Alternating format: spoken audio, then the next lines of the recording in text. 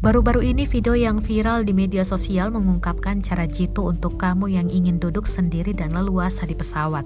Video yang diunggah di TikTok tersebut bisa membantumu mendapatkan satu baris kursi jika tak ingin duduk dengan penumpang asing.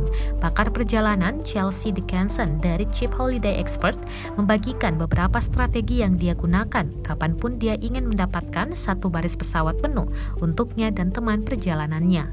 Menariknya lagi, tips ini dapat dilakukan dan tidak akan dikenakan biaya tambahan.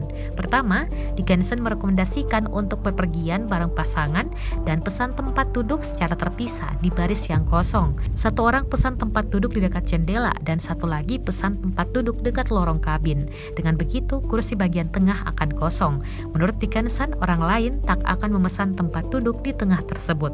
Banyak kemungkinan orang asing menghindari kursi tengah dan pilih mencari tempat duduk lainnya.